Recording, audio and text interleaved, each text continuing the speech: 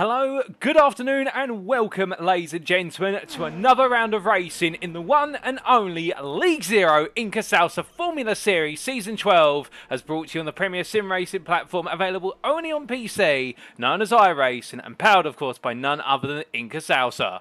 The scene is set. 2 rounds have been completed, and around the corner is our mid-season break. But round 3 of 6, how exactly do we get to that mid-season break, I hear you ask? Well, it is via none other than what is a trip here to the Red Bull Ring in Austria. A Grand Prix circuit located in the Styrian region of the country and spanning 2.68 miles. It is a circuit that looks simple on paper, but is far more challenging in practice. At its core is a 9-corner sequence, which consists predominantly of hairpins for the first half of the lap, and the second half of the lap a rather contradictory set of off-camber, or varying degrees of camber, we should say, medium-speed apexes.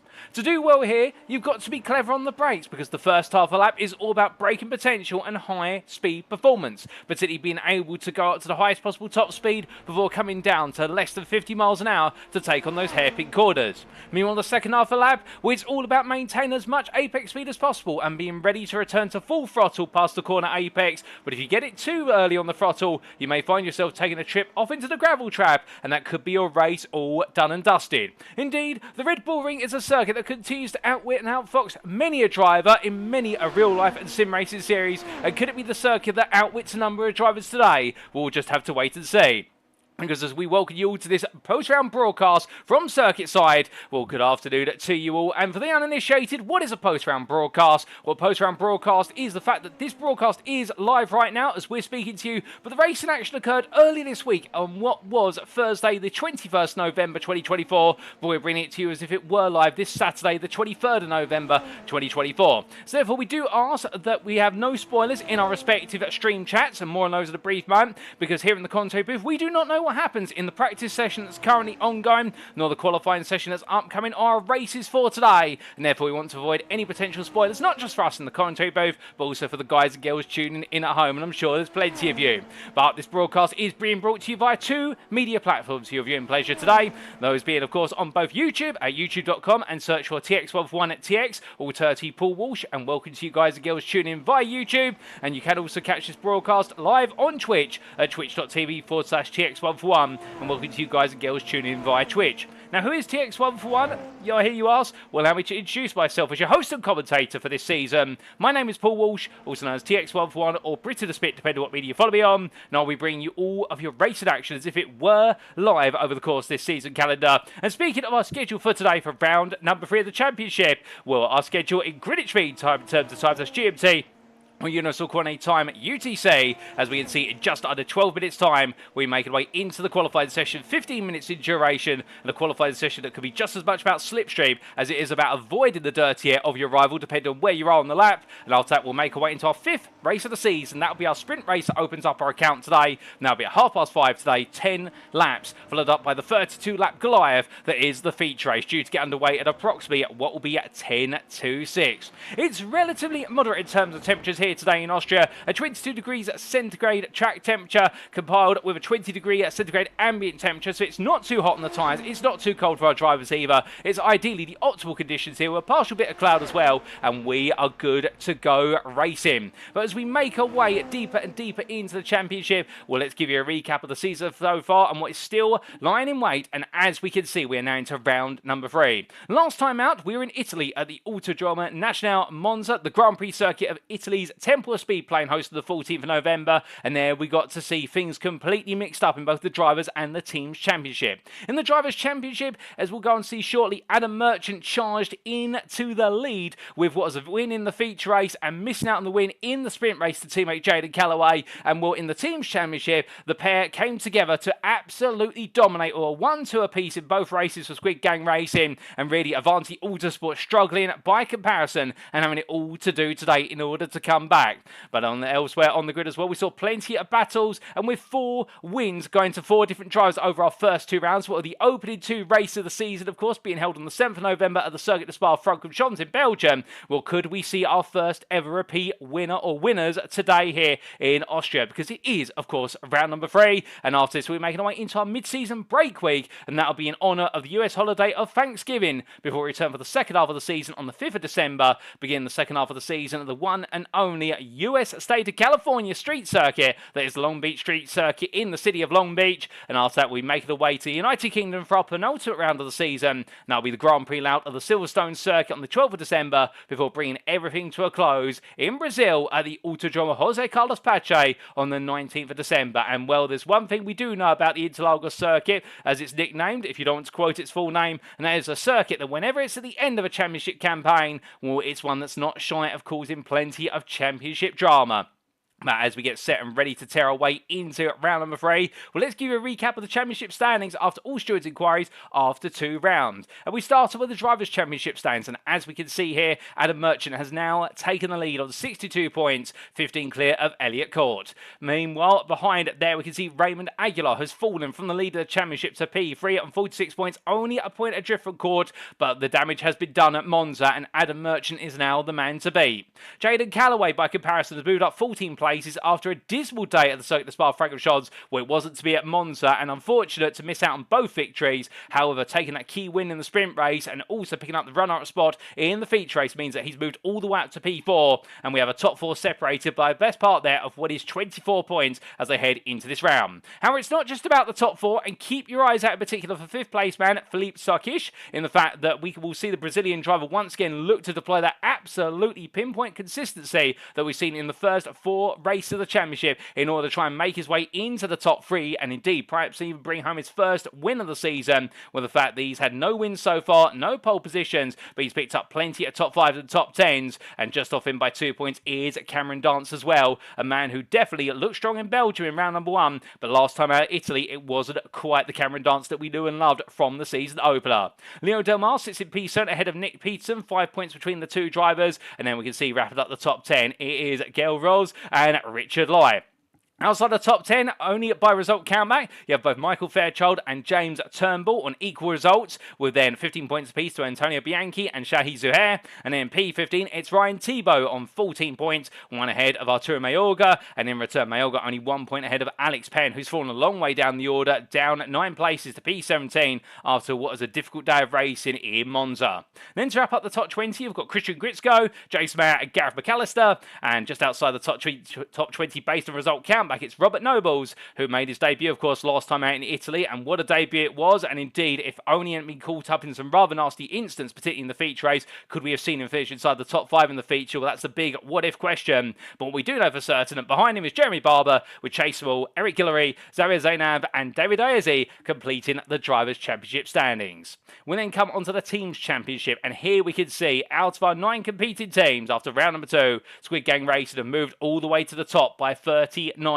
points over Avanti Autosport, and that oscillation of fortune between the 2 teams could not be clearer after Monza. Kraken Racing, they're in the hunt as well, only sitting a further 12 points behind from Avanti Autosport, and keep your eyes out for them because they've got pressure to try and hold on to P3 as if not take down P2, and that pressure is coming from Blue Passport Motorsport a further 2 points behind. There's a further 10 to Zucchi Racing who complete the top 5.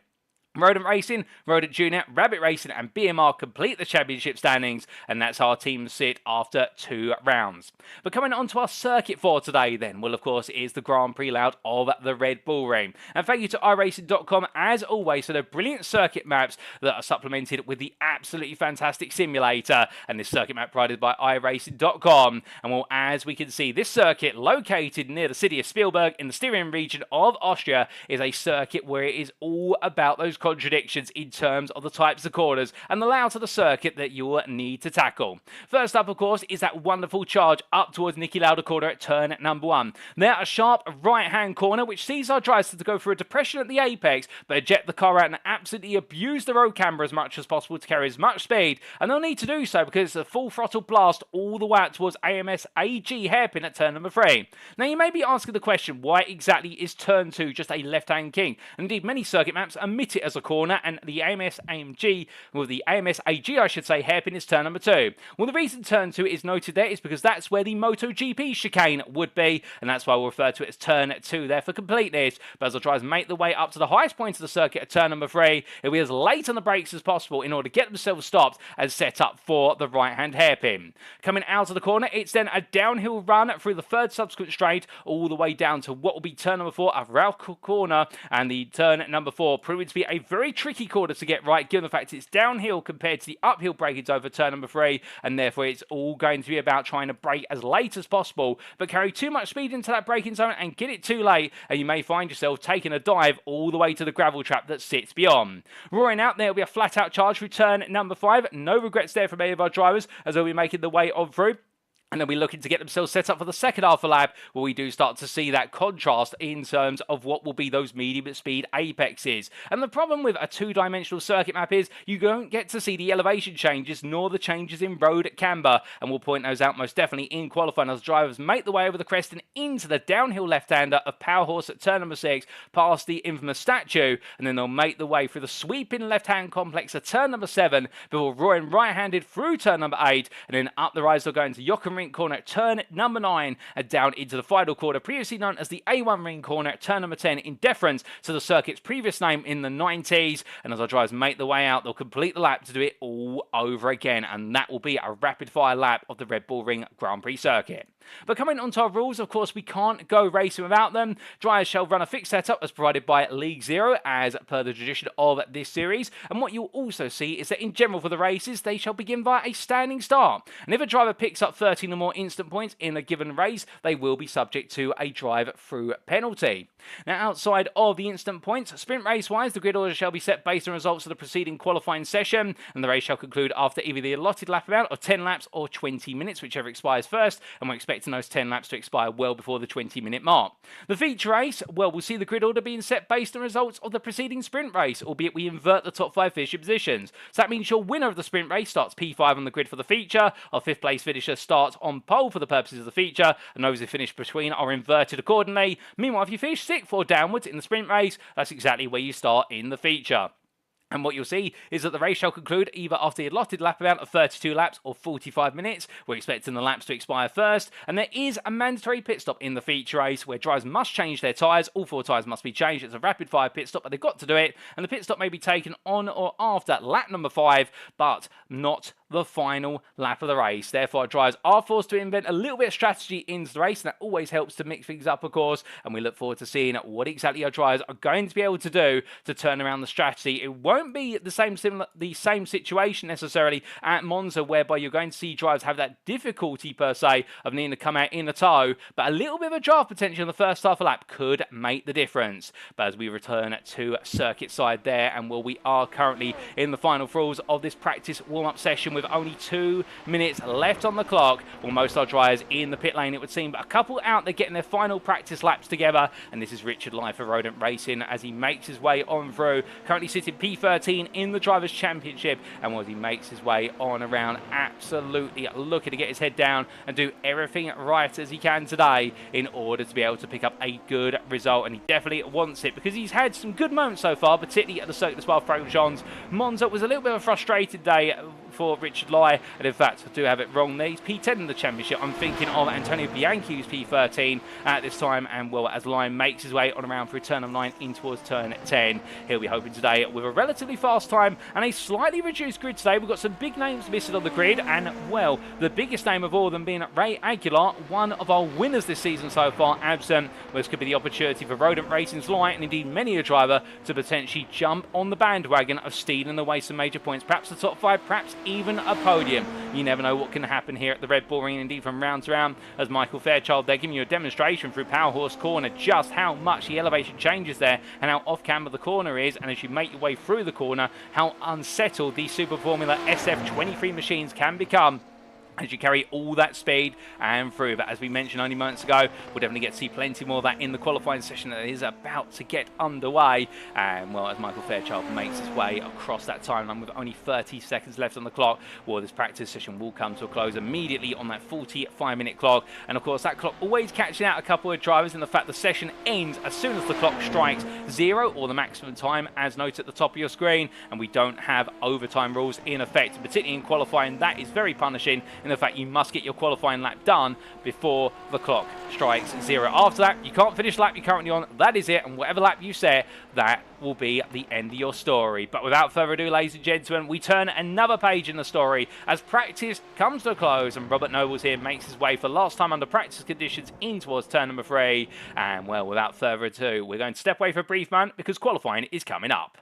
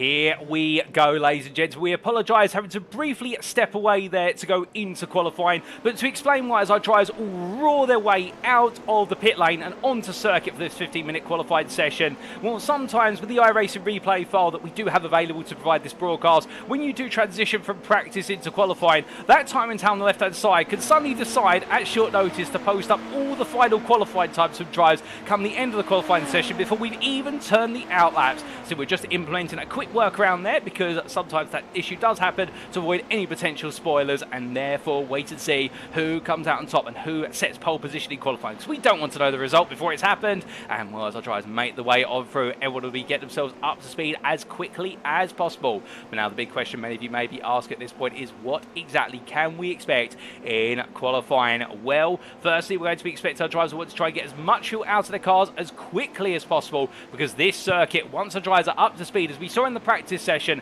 with times in the region of 1 minute 11s, 1 minute 12s, this circuit wants you to have as little fuel in the car as possible. But the fear is our drivers go into each and every session with a fixed fuel tank as part of the fixed setup, and the only way you can get rid of that fuel is by getting out of the circuit and burning that fuel out of the car lap after lap and full throttle. It does mean that some of the drivers will likely come into the pits to take a tyre change, and ISE could be one of many of those drivers. And the tyre change, of course, the idea behind it being that you want to get that fresh set of rubber on in order to deliver the ultimate lap towards the end of the session. But we could expect the fastest laps to be delivered right at the end here. And well, the question, of course, of slipstream, and well, you may be noticing that a number of drivers based on the circuit map in the top right corner of your screen, and we look at David Iezzi here, and we'll just look a little bit up the road up behind him. We'll see that Shahi's ahead. They are going to try and latch onto the slipstream of one another, but ideally you don't want to be too close. You want to be somewhere in the region about 1.5 seconds behind the driver in front as you go onto your lap.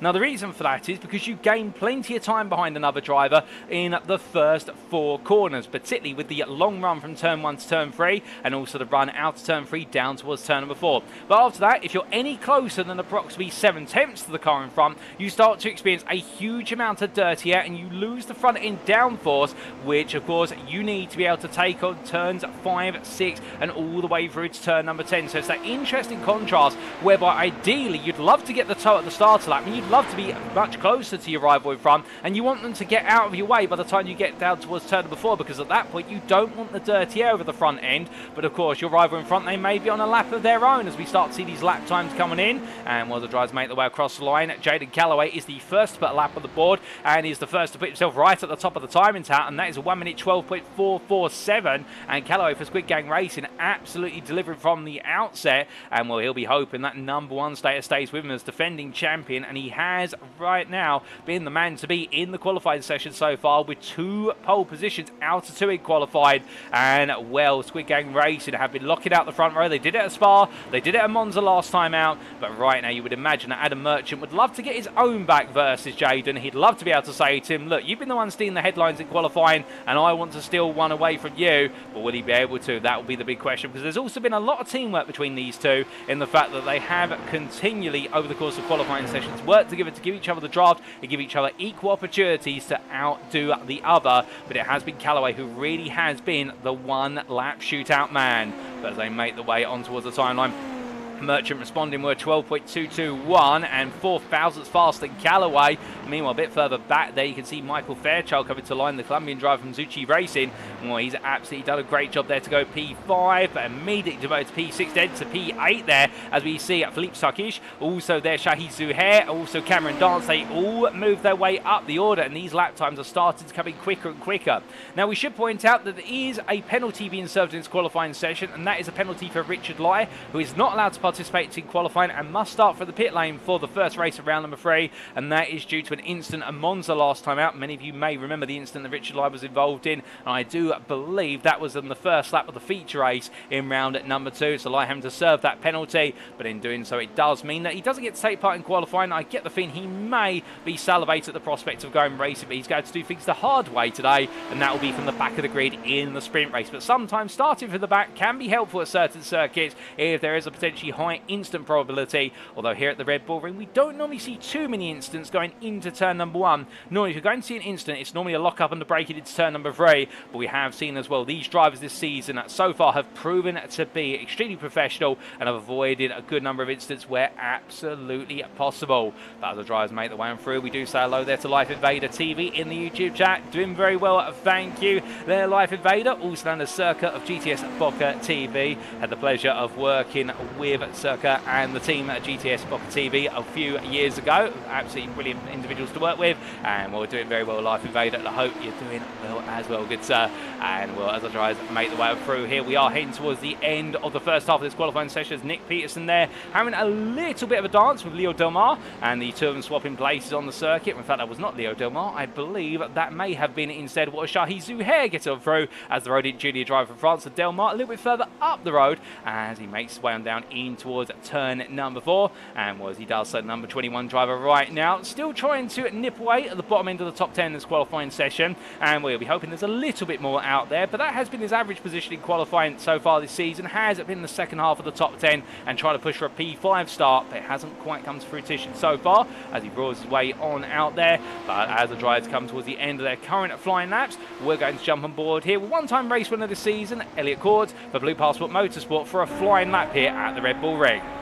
As he makes his way across the timeline, heading up towards turn number 1. As he does so, he'll bring the car to the left-hand side, looking for his brake marker, which will be about 75 metres. Double downshift from what was 5th to 3rd gear. Now building his way back up towards top speed as rapidly as possible as he heads up the right here, completely flat out and absolutely as gentle as possible steering inputs here to prevent any tyre drag, as he'll brake there at the 50-metre board as his marker all the way down to 2nd gear, coming down the gears so rapidly indeed, and now flat out once again from AMS AG hairpin all the way down to Roush corner at turn number 4. But notice here he'll have to brake quite early compared to turn number 3, braking at the 100-metre board, giving the downhill flow in towards the apex and therefore avoiding carrying an overspeed. But he absolutely nails it there, using all the circuit width as he heads through 5 in towards 6. So you can see there the little bump in the road as he transitions on the entry curve onto the tarmac, coming through 6, unsettling the car, but controls it perfectly, does Elliot Corton, as he comes out of 7 in towards 8, now heading up the rise and down in towards Joachim corner at turn number 9, completely unsighted at the apex here, tapping the brakes slightly, if he does at all. In fact, that might just be a lift and shift from 6th to 5th, and then coming through the final right-hander at A1 corner to complete the lap. It's an absolutely ferocious lap there from the Blue Passport Motorsport driver for the United Kingdom, but what can he do? He doesn't improve, he stays P3, and well, Philippe Sarkic moves up to P3 by comparison. The Brazilian, a little bit further back there, decides to raise the bar for Kraken Racing, and in doing so, well, he puts himself on the second row of the grid, only what is 1.7 tenths of the pole position. But right now, Squid Gang Racing continue to hold the front 2 places in the front row of that running order as Philippe Sarkic then makes his way out to turn number 3. You'll notice the under rotation of the front right tyre there, which is natural, of course, given the loading of the car and the loading of the front brakes of the tyres as he comes through the right-hand hairpin. Well, Sarkic absolutely keeping it calm, cool and collected right now as he comes on down and in towards the second half of the lap, and indeed the second half of this qualified session.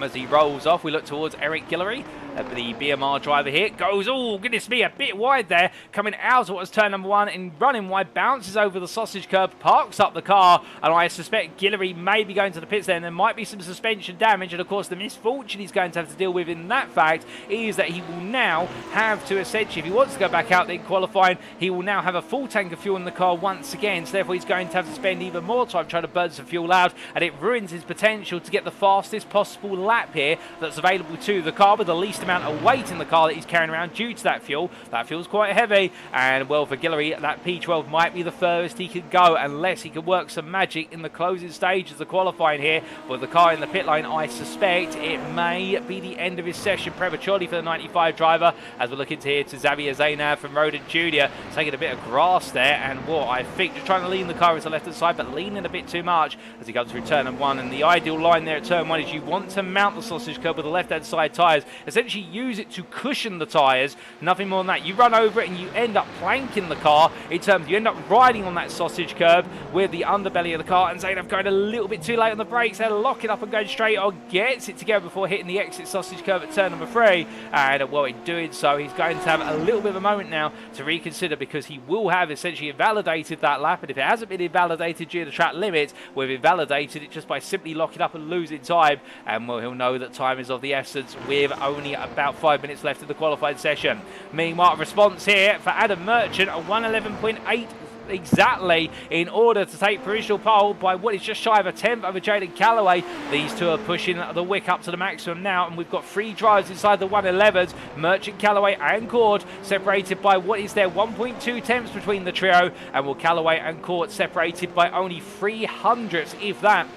In qualifying, it's looking very tight between the two drivers here, and could we see the number 23 driver destroy the trend, or interrupt the trend, we should say, of what is Squid Game Racing, of locking out the front row of the grid race after race so far? Well, we'll have to wait and find out, because it's not too far away, but Court's going to be the man. If he can do it, he would love to get in there and put himself on that front row of the grid, and well, I think the Blue Passport Motorsport driver, after taking 1 win this season so far, he'd like to make it 2, and he'd love to get that 2nd win in the sprint race here at the Red Bull Ring, because that would be a statement. In the Inca Salsa Formula Series is brought to you by League Zero, and that statement would be that he wants that momentum going into the mid-season break. It's a lovely place to be mentally when your rivals know that you're the one to beat going into the second half of the season. But as to see there, as Court goes a little bit wide out of turn 9, and indeed does the same at 10, and well, those track limits are going to come back to bite him, and was he crossed the line, he does improve, but I suspect that lap may have been invalidated due to track limits, and we'll find out when we head to the grid. He does improve, but Callaway's improved. Merchant has not improved, so now it's 700ths between the top 3. The noose is tightening. Meanwhile, for best the rest, it's Cameron Dance right now, as the New Zealander makes his way down towards turn number 4, and as he comes hard on the anchors there, well, right now the number 6 driver goes very deep and just about keeps out of the gravel there. That's a good catch from Dance, and well, as he brings it through turn number 5, pushing so hard here, and I can imagine he wants to try and increase his advantage over Sarkisha to what is more than 300s, but he also wants to try and halve that deficit to the top 3. But as he makes his way through off racing line, I think Dance might be having a tow to the pits. There might be an issue with the car, but as Sarkisha makes his way on around, this is going to be a prime opportunity for him to guarantee he's on the second row of the grid. We've got Nick Peterson, Michael Fairchild and Eric Guillory in the pit lane. Guillory's still in the pit lane after that off. We haven't seen Gail Rolls or Robert Nobles go out onto circuit at all in this qualifying session. They do not have any penalties preventing them from qualifying as far as I'm aware, and meanwhile James Turnbull in the orange and blue machine, you'd think he was channeling the McLaren F1 livery there at a distance, was he makes his way on around in the 83 on an outlap here, and still trying to find a way to beat David Ayezi for P15. There's only a tenth between the two of them. It's a sizable 4 tenths to McAllister in P14, but qualifying now with only 2.5 minutes on the clock. Remember, as soon as we hit 15 minutes, it is over. No more laps are permitted, including the laps our drivers are on, so everyone's got to get things done now. And I think some drivers in the pit lane now, and deciding to stay in the pit lane, Peterson and Fairchild, they're not moving at all. And I suspect the qualifying session is complete. But meanwhile, what about Antonio Bianchi? P7, he wasn't on the grid last time out at Monza, and the Italian driver at his home circuit missing the opportunity to go racing, but back today here in the number 17, as he makes his way up the hill and in towards the right hand of the Avanti Autosport driver. Well, looking to be P7 at this time, and he is the best part there of what is 2.5 tenths of a Shahi Zuhair's P6 time, but he is 2.5 tenths clear of Leo Del Mar, who's in P8, so therefore Bianchi may find himself in between a bit of a no man's land position, in the fact that he's not really gaining on P6 in the front 3 rows of the grid, but he's safe from the rest of the grid by comparison, as meanwhile putting himself back up to provisional pole. It's a 1:11.78 from Jaden Callaway, and Adam Merchant is not able to respond so far, so Callaway raising the bar just a little bit further with 1.5 minutes left on the clock. He'll have this final lap to try and deliver as Court improves, and it is 2,000 that he's missed out on the second row of the grid with 1 lap left to turn. Sarkisha's moved up now into P4 once again, and he is only 1.5 tenths off of the leaders, so therefore this is getting incredibly close at the close of this qualifying session. Shahi Zuhair moves up to P5, Dance is pushed down to P6, and Dance is out the car.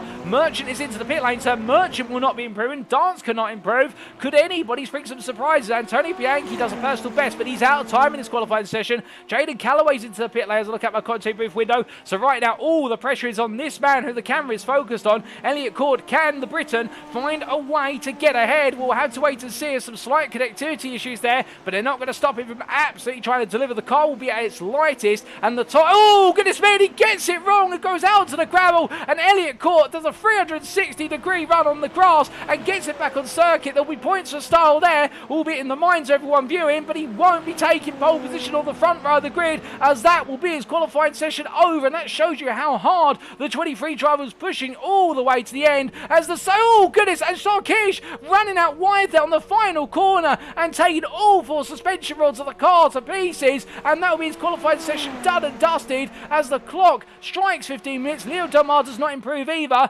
and that is qualifying complete, ladies and gentlemen. Jaden Callaway, I believe, has taken a pole position once again, and Squid Gang Racing make it 3 front row lockouts out of 3 as qualifying comes to a close, and let's walk you through that starting grid.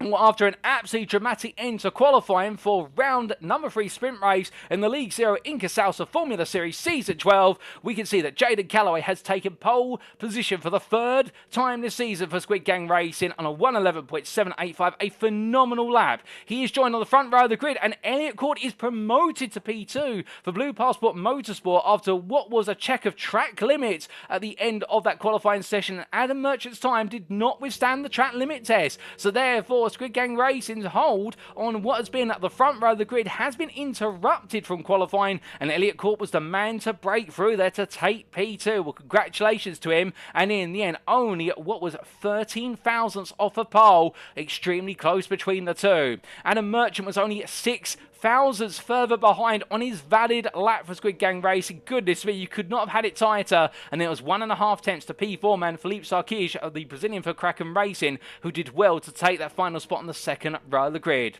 Cameron Dance lines up P5 there, the privateer, just ahead of Shahi Zuhair. The Canadian driver missed it out compared to New Zealander, but they will line up together on that 3rd row of the grid. And from Kraken Racing Zuhair is then Antonio Bianchi for Avanti Autosport, who starts P7 and begins our 4th row.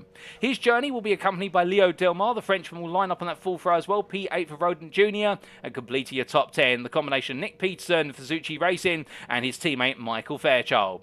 Jace Mayer begins the day at best the rest, P11 for Rabbit Racing, and he'll have the company of Alec Gullery alongside for BMR, and then we see starting P13 what will be Xavier Zainav for Rodent Jr. and Gareth McAllister for Rabbit Racing. They'll be on your 7th row of the grid, and on row number 8 it'll be David Iezi and James Turnbull, the 2 privateers, followed up by the final complete row of the grid of Richard Lai, who of course had to serve that qualifying ban, and he will start from the pit lane, so he'll be P17 as classified, but he begins the race from the pit lane P19. Seguel Rolls will be promoted to P17 for Rodent Racing, and started behind him will be Robert Nobles, the privateer, on what will be the final spot on the grid.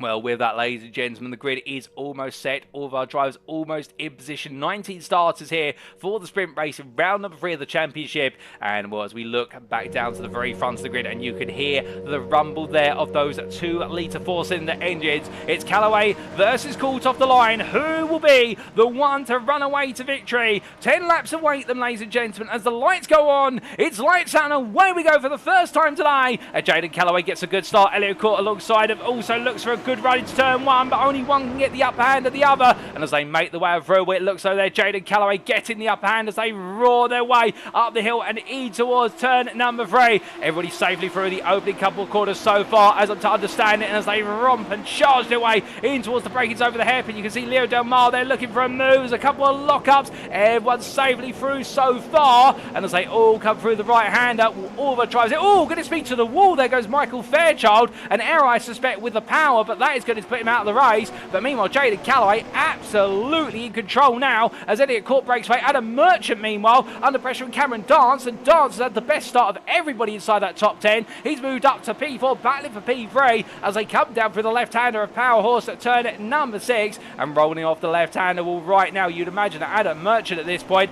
will feel as though there's more pressure from behind rather than pressure to stay with the leaders, albeit he won't want to lose Court because he'd love to make it a 1-2, carrying on the run of form from Monza for Squid Gang Racing, but I think that's going to be a lot harder than it appears on paper as they come through the final 2 corners to complete the opening lap of today. As they roar their way across the timeline, it is Callaway who continues to lead, a hell of court, followed by Merchant, then it's Dance. Philippe Sarkish is in P5 ahead of Bianchi, then it's Shahi Zuhair P7, Leo Delmar P8, Nick Peterson P9 and Jace Bear completes your top 10 as we've got a run wide there from none other than Eric Guillory. Oh my goodness, and off goes Xavier Zainab in the rear of the picture. Car turned around there and what I suspect ran a little bit wide and perhaps a bounce off of the exit curve. We will try and get a replay of that sooner rather than later as we do now have the ability to cut to replays, but as our drivers make the way onwards here on your live pictures where you can see David Isey going very deep, giving the space to what's Gareth McAllister and Robert Nobles. He's going to pick one off, he's going to pick 2 off at this point as Nobles just watches everyone parting the seas around him and says, you know what guys, if you're all going to get it wrong at turn number 3, well let me show you how to get it right. And Robert Nobles gets 2 places at the price of 1, but McAllister and Iezi are not done yet as McAllister around the outside of Iezi at turn number 4. Brilliant racing between the 2 of them. And to the inside of turn number 6 now goes the Australian driver Rabbit Racing, but can he get this fully committed and sealed and done? It doesn't look like he can, and in the end Iezi holds the outside line through turn number 7 and really takes position for P30 as McAllister almost takes the trip for a spin in the gravel. It does send him wide at turn number 8, but he brings it back together. But McAllister there, I think he would have missed a beat in terms of his heart rate as he almost had a moment with the wall there in the number 25, but thankfully not, as meanwhile more racing, 3 wide here up the start finish line straight, and Leo Delmar having to fend off an attack from Shahi's there and Antonio Bianchi, and Bianchi there getting it very high on the apex curve at turn number 1, and that's not going to help the suspension at all as the push to pass buttons are in full effect here. All 3 drivers all looking to push each other to the absolute limit as they head up the rise and in towards AMSAG, but as they come through the turn 3 hairpin, it looks like Bianchi right now not able to find a way through, but a poor exit out of turn 3 from Zahev will force it back towards Jace Mayer, and now we have a 2x2 battle starting to form between these guys as they head in towards turn number 4. But as they come down onto the brakes, well, Leo Delmar absolutely under pressure as we ride aboard and look back from the rear of the number 21 driver. Brilliant racing action between these guys right now, and Leo Delmar having gained 2 places since the start of this race, not holding back whatsoever, and you can imagine the number 21 driver here will just absolutely dig in at this point and want to hold on all the way to the very end after what was a standard qualifying session for him, and that's not to put him down, but he's been consistent in qualifying, but he's shown once again how quickly he can make up place at the start of the race, and now he just will not want to let them go as Bianchi meanwhile by comparison not on the grid at Monza, so therefore has a little bit of respite, but now back in full force and looking to go on the attack. As our drivers head on to lap number 4, new fastest lap of the race, set by a P2 runner of court, a 1:12.884, but that, in fact, that was 6:64. Now that we double checked our notes, they're getting our numbers a bit mixed up, but one thing I can tell you, this court is absolutely flying, as meanwhile a slight off track there in the rear of the picture, and that was for Jace Mayer, who's fallen out of the hunt from Shahi Zuhair, and we can see that gap starting to open up. Meanwhile, further back, the man who started from the pit lane, Richard Lai for Rodent Racing, looking to go around the outside here versus Iezi. It's a battle on the brakes. Iezi not as brave on the brakes on that inside line, and also some marbles being picked up there, so he will need to brake the car earlier because otherwise the car will slide under the marbles, and Richard Lai gaining at P12 there, and a great start for Lai, having started P19 from the pit lane, where he's gained 7 places and looking to try and chase down the top 10 before all is said and done. Meanwhile, Antonio Bianchi here, we were talking about Delmar only moments ago. Delmar's had a poor run at 4, and Bianchi looking to go around the outside here through Power Horse quarter at 6, into 7 they go, 2 wide they enter, will it be 2 wide they exit? Bianchi does get ahead, and Antonio Bianchi absolutely committed to the cause there and gets it up for P6 for now, but Delmar tries to come back as they make the way into a Jochen Rink corner. Down the hill they go then towards A1, and behind Shahi Zuhair just watches on as we sit on board the car in the number 10, and as he makes his way onwards on the gyro camera just above where the driver sits in the cockpit, where you can see how Bianchi right now having to hold the car slightly off racing line towards the centre, just to say to Delmar, there is no point you looking for a move here because I'm going to cover it off. And as they roar their way onwards, we head towards the halfway point of this race, and well, both drivers here absolutely on the push, but Zuhair as well, double draft, overtake button in full effect, and as he looks up the inside, well, now there's going to be some space given. Delmar lets Zuhair take the inside line, but goes a bit deep, and as a result, well, Zuhair takes the place, and Delmar with a hit to the suspension there, coming through turn number 3, he'll look to settle himself back down as Bianchi right now taking a little bit of a weave there out of the right-hander in order to try and break the toe, and Zuhair following in his footsteps as much as possible because he wants to slipstream as quickly as he possibly can. But as the drivers head in towards what will be turn at number 6, well, meanwhile, we need to take a look back at what happened a little bit earlier on with regards to Xavier Zainab on lap number 2 with that major incident that's put him in, which almost put him out of the race. And well, ladies and gentlemen, here is the replay as we do have it come up on screen. And And this was at the start of lap number 2. Xavier Zainab in towards turn number 1. Let's take a look at the language of the car. And under braking, you could see the rear let go. And will in the end go spinning around, and thankful not to return to the racing line there whilst out of control, as that could have been tearful for many, but able to get the car pointed back in the right direction. And well done Xavier Zainab, because that could have been nasty, but it wasn't to be in the end. Well, as we return to your live racing pictures, ladies and gentlemen, and here we go then as the racing continues on. And well, our time in the day is now into the second half of the race, and a huge thank you to the technical team at League Zero for enabling us to be able to have instant replays of the racing action where we can. Indeed, it's much appreciated. Well, more still to come in this race, no doubt about it, as we return to the leaders here. And well, as we do in fact look to your very leading driver of Jaden Callaway, absolutely in control right now, it would seem. And will Jaden Callaway with 9 attempts clear of Elliot Court. Will the number 1 driver keeping the number 23 just at a distance for now, but Court is pushing him to the absolute limit, I can tell you that. And the fastest lap of this race at this point in time is held on to by the chaser, the man who's playing Kaz, to the mouse of Callaway. And Elliot Court would love to just raise that bar a little bit further, but the problem is, as they head across the timeline and on to another lap, lap number 7 to 10, has Court pushed the tyres too hard early on, and perhaps now that he's got that excess heat in the tyres, is he starting to fall away. Well, Adam Merchant is the sign of what's to come, because Merchant was a bit further back, but he is closing the gap down little by little. So Squid Game Racing's number 2 driver in this instance in the 41 does seem now to be trying to gain the measure of the man who's trying to interrupt them from making it a run of 3 1-2 finishes back to back, as meanwhile, as the drivers head the way on down, well, James Turnbull currently down in P15, listed there setting the fastest lap race. Not quite, I believe that's a personal best there, but drivers pushing onwards and upwards as much as they can. And well, we are waiting for the battles to come towards the crescendo at the end at the front of the field. But meanwhile, at the bottom end of the top 10, battling for P9, Richard Line, the foreground of your camera. We're focusing on the man in P10, that's Robert Nobles, the privateer, who had a brilliant debut at Monza. And well, as we said earlier, unfortunate not to get more out of it in Italy a week ago. But right now, he heads on down through turn number 6. You would imagine the number 2 driver here will be feeding the zone as an opportunity to take P9 off a Lie, albeit Lie having started from the pit lane, has already gained 10 places in this race, so therefore he'll be feeding the zone as more to come. And well, as they make the way in towards turn number 9, if you look to the time table, you'll notice that the fastest driver out of the top 3 by 3 tenths, Adam Merchant, he is closing on the top 2 at approximately 3 tenths a second a lap, so therefore we could have a 3-way fight for victory right on the final lap, depending on how the slipstream plays out and how much Merchant can push the envelope. So therefore this race right now may look a little bit static, with only a limited number of laps left. Anything can happen before we do get to that checkered flag. Speaking of anything that can happen here is Shahi Zuhair looking to fend off Leo Delmar. Delmar looking for a move around the outside, and Zuhair trying to hold on to P6. They make the way up towards turn number 4. We look back from the rear of the number 10, and well, there goes Delmar looking around the outside, applying full attack here. Both drivers using every bit of horsepower. They've got the 550 horsepower with the Toyota or Honda 4-cylinder 2-litre engines. That's before the overtake button is applied, and you can see there on the inside Delmar going all in on the attack into the left-hander at turn 6. Zuhair gives it the space, but noting there that because they went in too wide, Delmar could not carry all the speed beyond the apex, and Zuhair being given the free right to defend that position.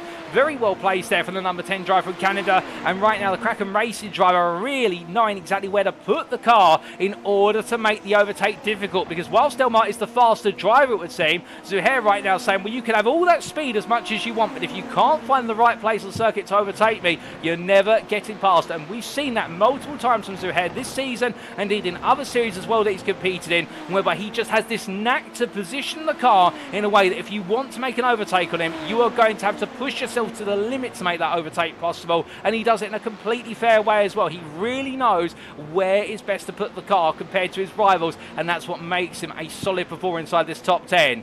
As he comes down towards turn number 4, you can see that gap to Delmar opened up to a second now on the penultimate lap, and therefore he'll be hoping that's where it stays, as meanwhile Gareth McAllister has recently found his way up into P11 for Rabbit Racing ahead of David Iezzi, and well, Iezzi right now just falling back a little bit, as meanwhile, oh my goodness, and that's Richard Lyon and Jace Mayer having a huge cover together. No, it's all gone wrong there for Robert Nobles as well, as Nobles has come into the scene of the incident, and it's tears, and that is Iezzi to the wall coming out of the corner. You could not make this up. It's drama on the penultimate lap of the race, and well, what exactly has happened to trigger off that drama? We take a look back, ladies and gentlemen, and reveal the details. Well, here we go. Then as Richard Lai was making his way down. In fact, this was chasing after Jace Mayer. Went up the inside late on the brakes. Gets it wrong. And in the end, the car spins and Mayer turns on through and makes contact. Nobles just comes into the scene of the incident. And David Ayezi, a moment later, goes around it and is tapped there by Nobles. And, well, I don't think Nobles meant anything malicious there. But Ayezi will be fuming with that one being turned around. And that is what happened to all four drivers. A huge misfortune for all of them. But as we return to your live racing pictures, ladies and gentlemen, indeed, back to your race leader now as he makes his way on through. Well, this is Jaden Calloway. He's on the final lap of the race, and we are going to stay with him now to the very end. And will that gap to Elliott Court standing at 2 seconds? And right now, it's looking as though Calloway absolutely in control. Court and Merchant have closed up to half a second. They can see that in the rear of the picture. But the number one on the car is here to stay for another race of the day, it would seem, because he comes through the final corner, the checker flag waves, and Jaden Calloway becomes our first repeat winner for this season with 2 victories in the bag in this sprint here in Austria, ahead of Elliott Court, who holds on to a deserved P2 for Blue Passport Motorsport, and Squid Game Racing make it a double podium with Adam Merchant P3, Philippe Sarkish P4 there for Kraken Racing, ahead of Antonio Bianchi, who returns to the podium after missing the racing last week at Monza. Shahi Zaher P6 ahead of Leo Del Mar, and it'll be Gareth McAllister who comes across the line for P8, being rewarded for keeping his cool under pressure early on the race. Nick Peterson P9, and then it will be Eric Guillory who completes your top 10 for BMR, head of Jace Mayer and James Turnbull. And in the end, ladies and gents, goodness me, what an end to the race. Nobody could have made that up, that's for certain, and full of surprises from start to finish. And well, that was the sprint race for round number 3. But as we do now have our 5-minute intermission or warm-up session for our drivers, where they can take a bit of a comfort break and a bit of a breather with it, let's take you through those race results subject to any stewards' inquiries from our sprint race. And as we can see, after 10 absolutely intense laps of racing in our sprint race, so round number 3 of the League Zero Inca Salsa Formula Series Season 12 is brought to you on iRacing. Jaden Calloway, your pole sitter and winner from pole for Squid Gang Racing. After some early pressure from Elliott Court, he was never going to be caught in the end. But Blue Passport Motorsports driver in the number 23 doing well to take the P2 and run away with it, albeit losing a bit of pace towards the end. And Adam Merchant would have been hoping there were a couple more laps to go for him to be able to try and make it a 1-2 for Squid Gang Racing, but in the end, the 1-2 run being halted by Elliott Court. Behind the Briton, the American of Adam Merchant finished P3 there. Another double podium for the Squid Gang Racing team, and their team's championship campaign will continue to rise, with Philippe Sarkish missing out on the podium. But another P4 for the Kraken Racing driver, and well, the Brazilian right now, his consistency is absolutely infallible, and P4 for the number 4. The number 17 of Antonio Bianchi at P5 there, just behind for Avanti Autosport, and a bit of a quiet race after a few entertaining opening laps, and really just settling into the position and picking up the pieces where others fell, and Shahi Zaher being one who just fell short of the top 5, but the Kraken Racing driver taking at P6. Rodent Juniors, Leo Del Mar, P7 there, the Frenchman find himself in back and forth fortunes, chasing after the top 5 at one point, but in the end settling for 7th, head of Gareth McAllister, who was 10 seconds behind the Rabbit Racing driver, really seizing upon all the chaos and carnage between the likes of Robert Nobles, David Ayezi, Richard Light and Cameron Dance right at the end, and it all went wrong for them. But it was Gareth McAllister who picked up the pieces, as did Nick Peterson for Zucchi Racing, and also Eric Guillory at P10 there for the BMR driver, and he'll be absolutely pleased as punch for the top 10. Best of SPLM was Jace Mayer for Rabbit Racing, and your last finisher on the lead lap was none other than James Turnbull, the privateer. And a lap down as classified as finishing the race, albeit retirements on what was the penultimate lap of the race for none other than Robert Nobles, David Ayezi and Richard Light in their major coming together. Cameron Dance retiring 3 laps in the end of the privateer, with then your finishing order being rounded out with the retirements of Gail Rolls and Xavier Zainav 5 laps down, and 9 laps down for Michael Fairchild after that hit to the wall on what was the opening lap, as we did see coming out of turn 3, and indeed the suspension collapsing on the car. So 19 starters, and in the end 12 lead lap finishers there, including with James Turnbull, and 3 additional classifieds, a lap down for Robert Nobles, David Ayezi and Richard Lai. But that was our first race of the day, ladies and gentlemen, and well, we have got one more to come. And here is a relatively silent circuit. You can understand why, given the fact I suspect many a driver will be focusing right now on working out and confirming what the strategy is going to be for the 32-lap feature race, which is coming up very shortly indeed. We are only 2 minutes out. But Leo Del Mar, one of many drivers who would love to have the opportunity to make some further progress. And do remember, the grid for the feature race will be set based on the finishing positions of the sprint, but we invert the top 5 finishing positions. So your winner, Jaden Callaway, we started at P5. Meanwhile, your 5th place finisher by comparison, and that 5th place finisher being none other, than what was Antonio Bianchi. Well, he'll be starting on pole, I do believe. And, well, in between them, we will see Philippe Sarkish, also Adam Merchant, Elliott Court line up in the inverted order of the top 5 finishing positions. And then the rest of the grid will start where they finished from race number 1 of the day. And, well, we definitely got to see some interesting facts with regards to the first race. Of the fact the tyres do last the distance, albeit over the course of 10 laps, we saw Elliott Court starting to run out of a little bit of life towards the end of the 10 laps. And with 32 laps due to be competed in very shortly, you'd imagine that time management is going to be very important for our drivers, as they'll look to try and get themselves to the end of the race as much as possible, albeit with that mandated tyre swap. But we have seen over previous rounds, some drivers like to split the race exactly in half. It is a standard strategy, whereas others like to go for the undercut by pitting after or on lap number 5, but before the halfway point of the race. And we have had some drivers dare to go the majority of the race without pitting until the final 3 or 4 laps. And of course, anything is valid all the way up to you're not allowed to pit on the final lap of the race. You can pit on lap 31, but you can't pit on lap number 32. And some drivers, by going for those alternative strategies, have just been able to gain some places where others have not. As we did briefly see there in the rear of the pictures, we're talking Suzuki Races Michael Fairchild having a spin out of turn 1, and it's so easy to make a mistake here, because remember, these Super Formula SF23 cars, they are the premier open wheel racing machine of Japan. Very lightweight machines, 550 horsepower, and these cars are absolutely delicate, and they require you to drive them as fast as possible to maximize the usage and application of downforce. But of course, by driving on the limit, you make yourself prone to errors by default. But who will make errors? Who will avoid them in race number 2 of the day? Let's find out.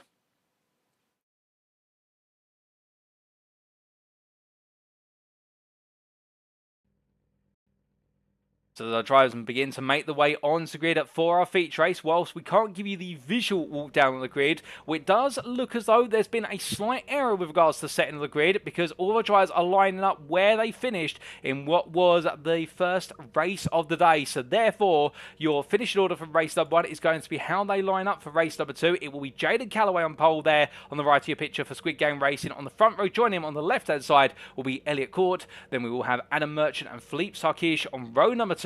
Followed up by Antonio Bianchi and Shahi Zuhair on row 3.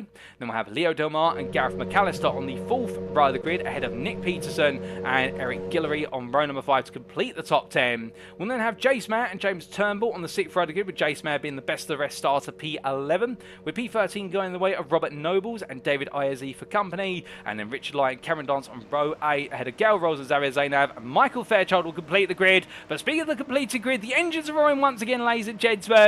And it's lights out and away we go for the second time today. It's a slow start there for James Turnbull. He crawls off the line by comparison. Also for Xavier Zainav behind and Michael Fairchild. But they'll try to make the way into the opening corner. Plenty here of 2x2 as we see running wide there. I believe that was the car of Guillory getting it slightly wrong, and was they roar their way up the hill towards turn number 3. All the drivers right now absolutely itching, as Elliott Court's had a very poor start. Drop from P2 on the starting order down to P6, side by side there for a brief moment versus Shahi Zuhair, and running wide as well, that's Leo Del Mar. In fact, that's Philippe Sarkish, and Court's going to get up the inside of the pair of them. So in the end, whilst Callaway, Merchant and Bianchi have all had great starts, we can see right now Court is trying to stem the rot before it starts to come in. Meanwhile, behind, coming in blazing hot, my goodness, Cameron Dance. That was absolutely incredible to come down 3 wide and get the car stopped there with a quick swerve off of line in order to do so on the inside into turn number 4. How he got that car stopped in the number 6, well, that is testament to the fact he knows exactly what the limit is of the braking potential of the Super Formula SF23. Was the number 6 driver there? I thought he was going to go straight on with a lockup, but it wasn't to be for the number 9 driver and absolutely nailed it. Well, the number 6 driver making some progress nice and early here as he roars his way through. And keep in mind, of course, that Dance started in what was P16 and he's already up to P9 and he's looking to try and chase after that top 5 as quickly as possible. But as he makes his way onwards towards lap number 2, well, after one lap, we have seen what is Jaden Callaway leading at this time, albeit right now he's got the growing pressure of his teammate Adam Merchant behind P2. Antonio Bianchi P3 in a distant third place, but will hold the fort there as we're going to see Merchant looking around the outside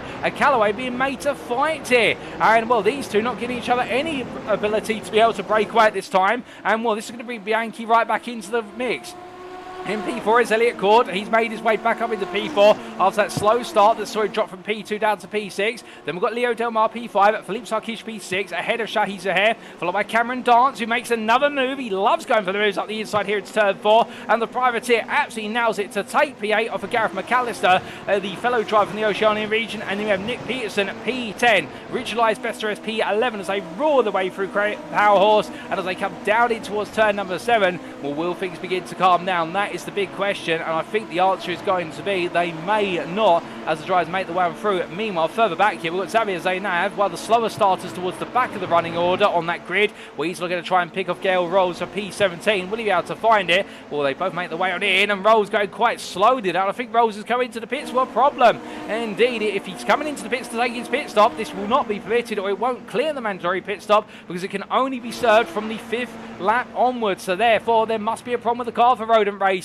Meanwhile, we've got a bit of an incident. Oh, goodness me, somebody's missing the front wing there, and that's Jace Mayer. He's the one missing the front wing, but I'm also hearing in my ear that Eric Guillory's had a bit of an incident up at turn number 1, so I have to try and get an idea of what exactly has happened there shortly. As James Turnbull looks for the move, he wants to try and make his way for a lock up there. Somebody going very wide and out. Oh, goodness me, and they're missing both the rear wing and also the front wing, so Rich Ly's been involved in some sort of altercation alongside a number of drivers there, including Jace Mayer and Eric Guillory. Well, we'll get a replay of that very shortly.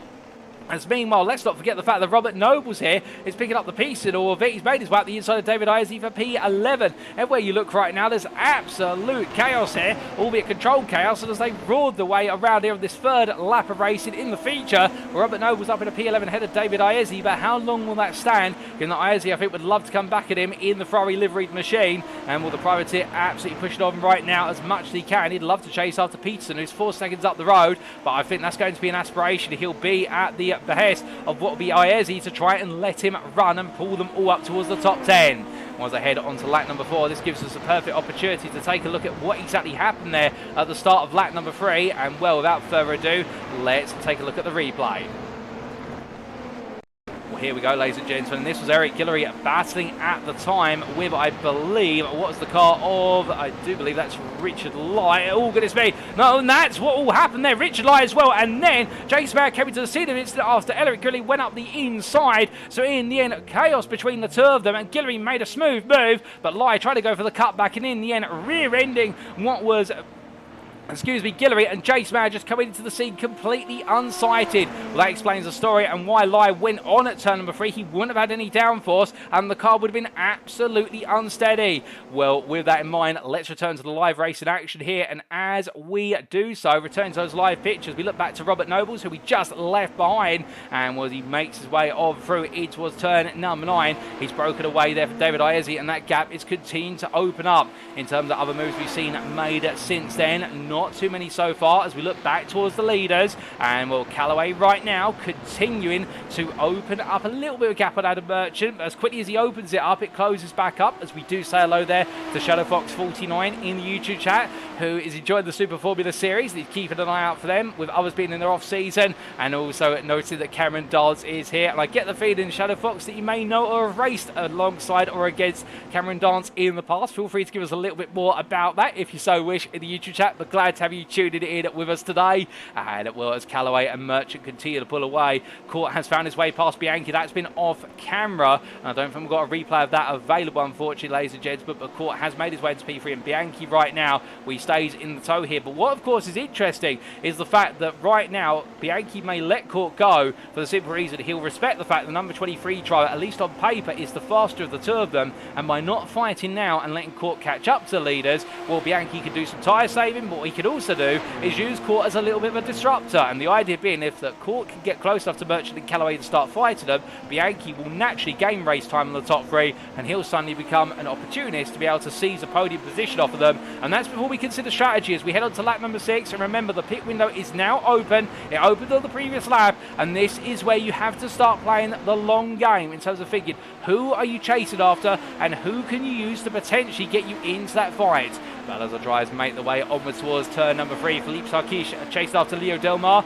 They've got Cameron Dance closing rather rapidly in the rear of the picture. Dance is closing hand over fist here, and he is one of the fastest drivers on the circuit right now, lapping in the same pace as the top 4, so therefore Dance is going to be a force to be reckoned with the deeper we go into this race. But do keep in mind as well, we have got what is that pit stop, and that mandatory pit stop. If drivers pit early, then they're expected to set of tyres to do a lot of work towards the end of the race. Therefore you've got to manage this tyre compound as Delmar goes very deep there at turn number 4, brings it together through 5, but Sarkish is going to take the move and take P5 with it as he heads around the outside through 5 into 6, and will Delmar in the end does not fight it too hard, knowing that place is only going one way, and it's going the way of the number 4. But as they head up the rise in towards turn at number 9, all behind them, Cameron Dance is continuing to close as we jump on board here with the number 6 driver, and as he makes his way through the right-hander and in towards turn number 10, you would imagine that right now Dance will be looking at one thing and one thing only, and that is redemption from what was that dramatic end to the sprint race only moments ago. And he'll be looking to bring down the top 5, if not go for the podium here, given he's got podium pace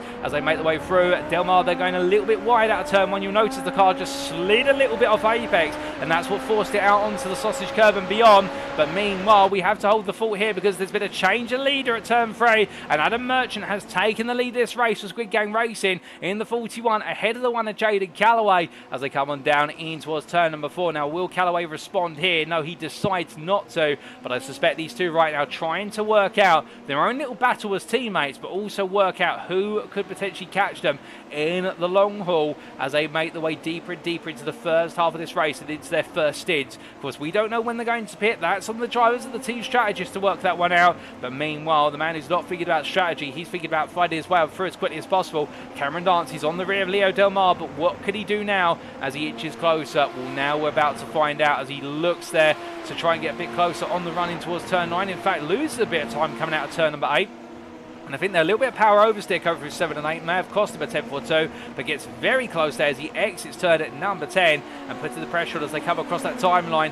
Onwards they'll go towards turn at number 1 once more for the 8th time of asking. And Dance here looking very aggressive as he heads into the corner. We ride aboard the nose wing here of the number 6 driver, and will, as he powers his way on through in the toe with the overtake button active as well. 2 attempts and closing. Will he go for it a long distance? Yes, he will. He's going to lick the stamp and send it, but in the end, unfortunately, the mail doesn't quite make it to its ultimate destination. But Cameron Dance is thinking about this. He's getting very, very bitey right now in terms of wanting to make the place, and Delmar is not going to oblige, but at the same time, Delmar knows what's coming and is thinking about when does he need to make the move. As they're gradually losing a little bit of time to Sarkish in front. The gap to Sarkish in P5 now up to 1.5 seconds almost. In fact, 1.3 as they come across our timing gate in the run in towards turn number 6 as they roll the way off of Power Horse Corner and in towards turn number 7. Right now, Cameron Dance is there. He's itching to make moves, but Leo Delmar is just proving a little bit out of reach at this time as they come in towards the final 2 quarters of this lap. As they roll off the apex and head in towards the right-hander of turn number 10. Strategy-wise, we've yet to see anybody dive to the pit lane.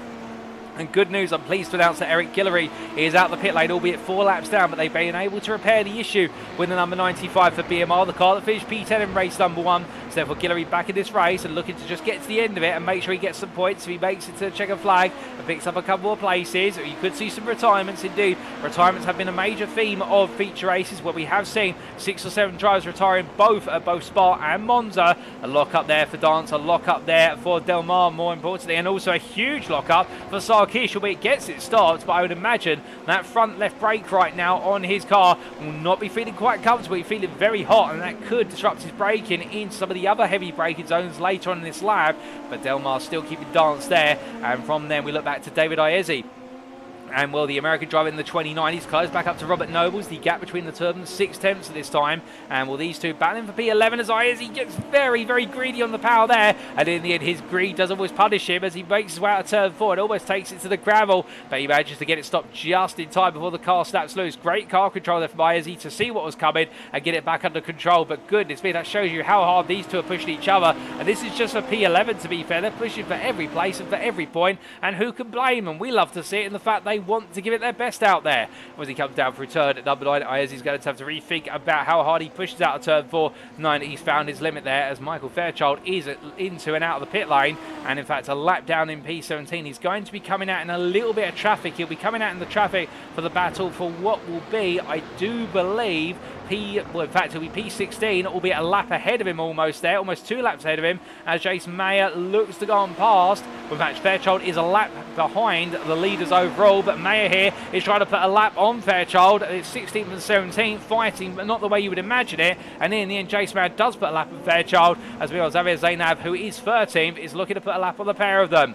But as they come out and down towards turn number 4, well, meanwhile, from them, and in fact, we can confirm that Jace Mayer and Richard Lai are battling for position. And Fairchild has dropped down to P18 there. So that explains, well, oh, goodness me, and we'll hold the fort there as that was going around. Now, P13 driver Xavier Zainab just carried a bit too much speed and ran wide out of turn number 4. And the rear left suspension has completely collapsed on the car. That's a nightmare for Zainab, and that is going to be a tow to the pits. We'll get a replay of that shortly to explain what exactly happened. But meanwhile, coming back up the order in terms of looking at the racing that's going on, we can tell you that Cameron Dance has moved up into P6. He has found his way ahead of Leo Delmar, and, well, Delmar by comparison, I believe we have lost Leo Delmar. There's been some retirement of some description, albeit I think it's a technical issue of the car and perhaps a disconnection, but the Frenchman effectively suffering what would be the equivalent of an engine blowout in real life racing right now. Cameron Dance starts P6, but I think he'll be a little bit disappointed he wasn't quite able to make that happen on circuit, but instead he's had to make it happen. Well, in fact, I think he made it happen on circuit, but his rivals behind have gained the place, with Delmar, I think, having to retire from the race.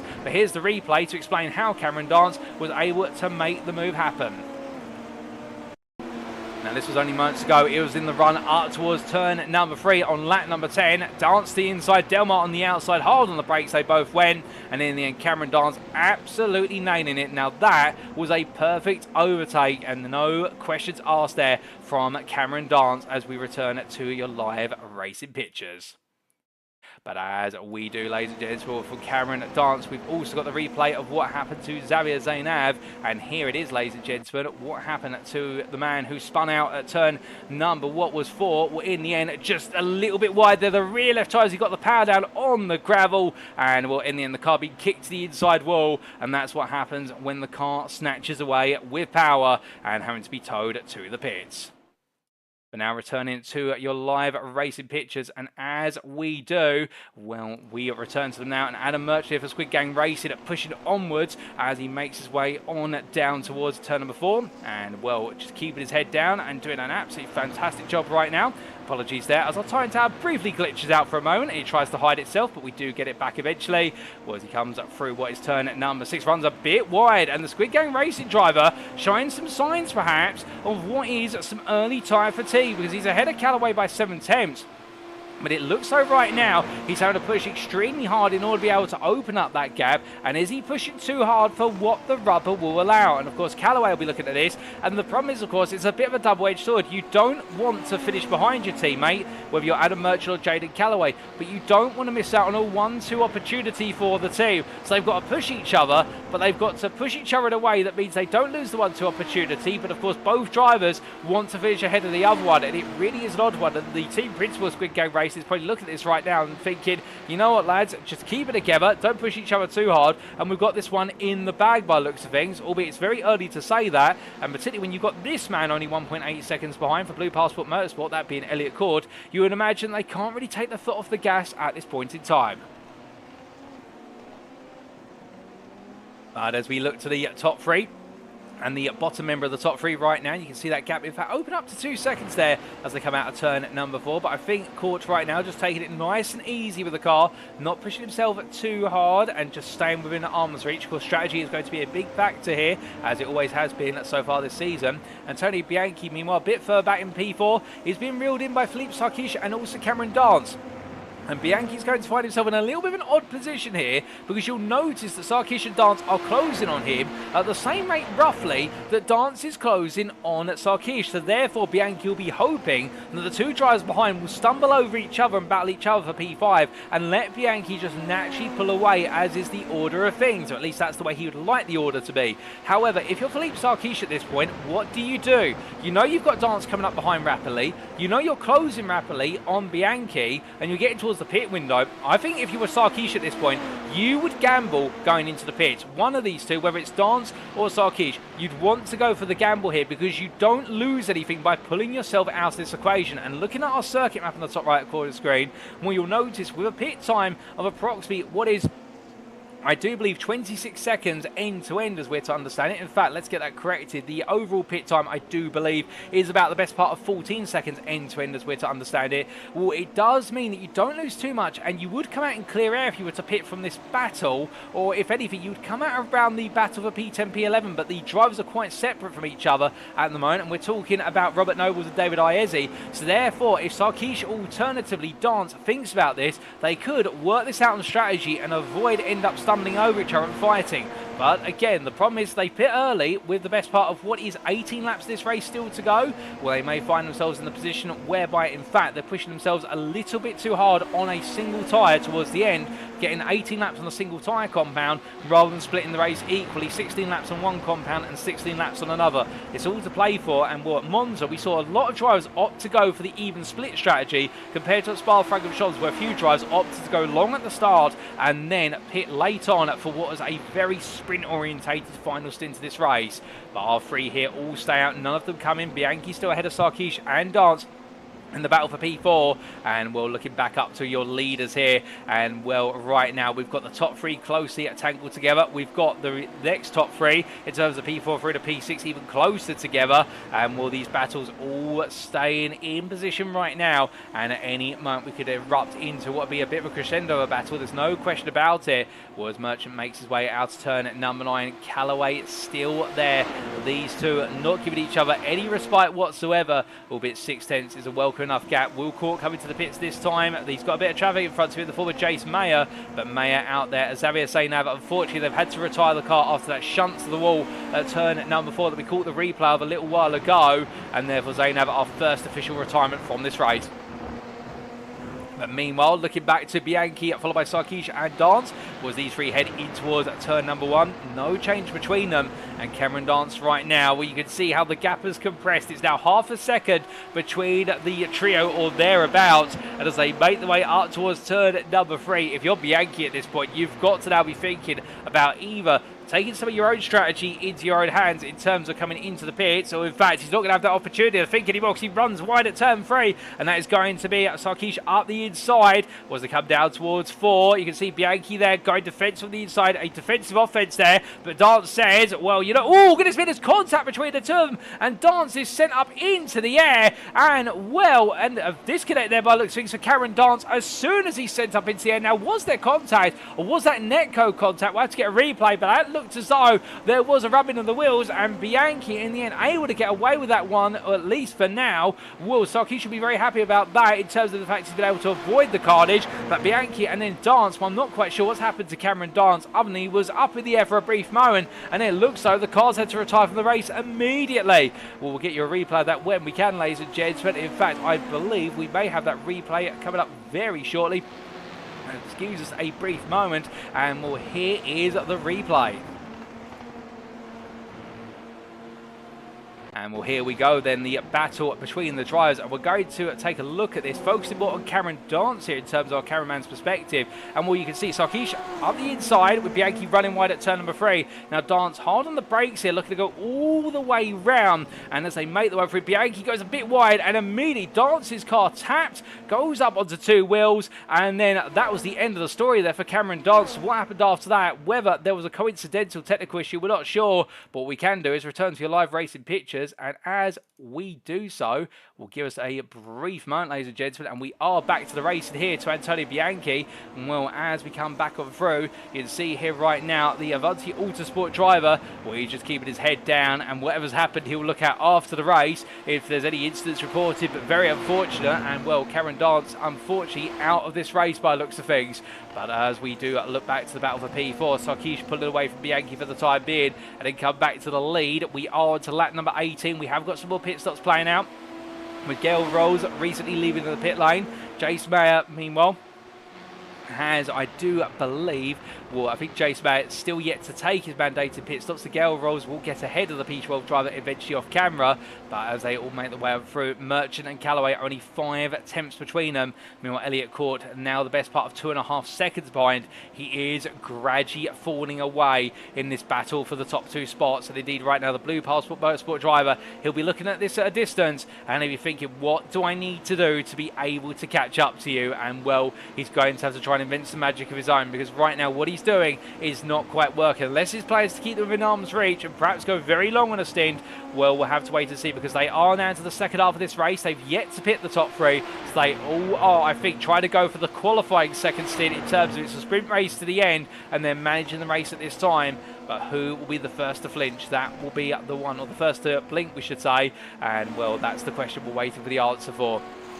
But meanwhile, in the pit lane, now a lap down, we've got Robert Nobles, also Jace Mayer, and Gale Rolls, who's come in again, I do believe. Now, whether that is for track limits and in terms of instant points, and he's come through for a drive-through penalty, that's to be seen as he makes his way on down pit lane. But he does so, well, I can tell you that Nobles is now leaving the pit lane, and Mayer there up on the jacks. So with that, Gale Rolls, yes, it's a drive-through penalty being served for Gale Rolls for instant points being picked up, and he comes back out just ahead of Robert Nobles, who suddenly, after taking that scheduled pit stop, is now right on the back of the P11, P12 run. But as he makes his way onwards, the number 2 driver here will be hoping that he can stay in the tow and get himself a bit more involved in this battle. He'd love to be, I would imagine, on the bottom end of the top 10. And well, David Iezzi is the best part of 38 seconds up the road, but keep in mind that Iezzi, I do believe, is yet to take his pit stop, unless I'm mistaken. So therefore, there's still a lot of strategy to play out here, as recently Shahi Zahir has taken his pit stop, and well, he's left the pit lane. He's returned P7 after coming in from what was P6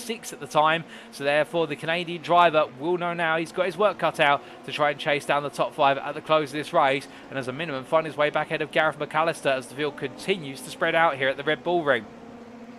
And as our leaders, meanwhile, make their way on to lap number 20, we've still got 13 laps to go, including the one they've gone on to. And Merchant still leading ahead, Jaden Callaway. Gap up to a second now, so Callaway having a bit of a scrappy previous lap, it would seem. 3 tenths, in fact, was the delta between Merchant and Callaway in favour of the number 41 driver. And Court, meanwhile, has gained a whole second on Callaway, albeit, by comparison, matching the lap time of Merchant. So therefore, the Blue Passport Motorsport driver bringing himself back into this fight a little bit, albeit get himself back at the clutches, and perhaps he's playing the game right now. I need to save my energy for the final stint. I mean, Court, to be fair, we did see he was very strong in the sprint race, very strong for the first 7 laps, and then the tyre life seemed to go against him, and perhaps that's what he's planning. Perhaps he's looking to pit around lap 25, lap 26, and then absolutely attack in the final stint of the race. And Merchant and Callaway might be trying to go long right now in order to neutralise that for the number 23 driver. Perhaps they picked up on the fact that Court, if he's left to his own devices, will sprint race fast and anybody else out there and put the pressure on. But if you make him do too long a stint, then he'll lose that tyre life, as he picks up 2 instant points there for track limits both turns 9 and 10. And well, how many off tracks does he have left in his arsenal before he's subject to a drive-through penalty? That could happen to anybody, of course, and that's going to be a big thing that will be on the minds of many of our drivers, in terms of the fact that you pick up too many instant points, and that drive-through penalty, it doesn't cost you too much time compared to other circuits. It costs you the best part of what is 28 seconds end-to-end in the pit lane, so in reality about what is 18 to 20 seconds, but it's still painful, and losing all that time could be the difference between you finishing on the podium and you finishing at the bottom end of the top 10. And meanwhile, as we look outside the top 10, this is Richard Life of Rodent Racing chasing after Jace Mayer as they head up the hill, and it was turn number 1 once again. And as the 43 driver starts to get closer and closer, we jump on board here with the 43 as he roars his way up the rise, heading up towards the MotoGP chicane. and pulling out of the toe there, intriguingly. Now, that's a little bit of an odd one. I thought he would have been following Mayo as closely as possible, but perhaps he doesn't want to overheat the front of the car. Perhaps he's got a bit of a heated issue with the tyres. Alternatively, what he's trying to do is avoid picking up an overspeed into turn 3. Perhaps he doesn't feel comfortable braking in the dirty out of another car, but Lion pulling off the line once again, or perhaps just sending a very long distance signal to Jace Mayo, which is, look, you don't have to worry, just run your race, because right now I'm not close enough to attack you, and I'd rather we catch up to Robert Nobles in front. And Nobles is only 4 seconds up the road and is struggling a little bit right now and losing time to these two quite noticeably. So therefore it could be that Lion is playing the bigger pitch here, which is to catch up to more drivers rather than just one.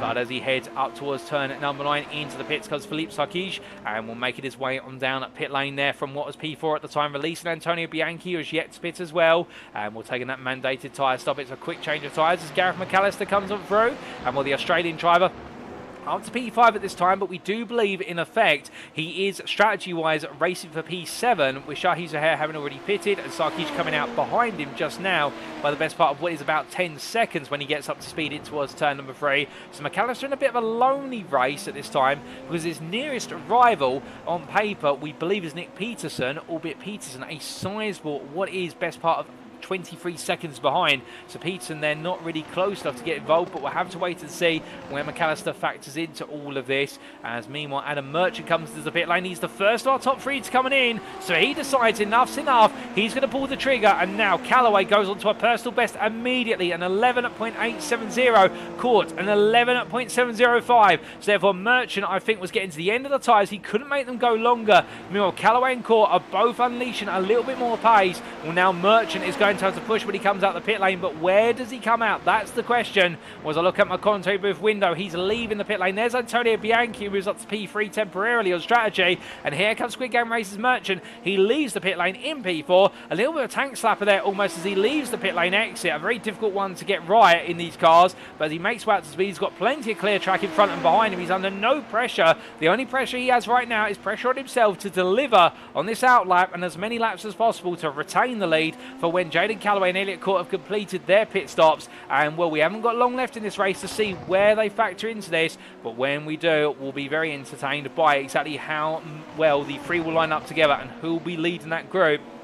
As meanwhile, off camera, Michael Fairchild has moved up into P14 ahead of Richard Lai after an off-track for Lai, and we will see if we can get a replay of that in due course. But right now, we see Jaden Callaway comes it in. So it looks so Squid Game Racing splitting their strategy around a single lap in the end. Callaway coming in the lap after. Elliot Court, meanwhile, stays out there for a little bit longer. He's got the distant toe of Elliot Guillory as he goes on to lap 24. That will help him in the first half of the lap. But remember, as we said earlier on in today's broadcast, he'll want to clear that dirty air before he gets out of turn number 4, because you don't want the dirty air going into the second half of the lap. But he's able to do so there quite notably as he heads up towards turn 3. Guillory's not going to fight him, being a lap down, and well, as they make their way through, in fact, Guillory now 6 laps down, just staying in this race in order to pick up some points. Callaway leaves the pit lane, and Merchant's back out ahead, and Adam Merchant, in fact, has had a much better pit stop by comparison. The gap between the two in terms of pit time lost was 1.1 seconds. Merchant was faster compared to Callaway, and in the end, that has enabled Merchant to pull a 2.4 second gap open on Callaway through the pit stops. Remembering, of course, the gap before they came into the pits was 0.6 of a second, so therefore Callaway, well, that is a wound that has been inflicted. He won't want to lose out any further, but that could open up the door for Court to get back ahead of Callaway here, given the fact the gap between Callaway and Court before Callaway came into the pits was 2 seconds. That could prove costly, but where is our race leader? Here he is.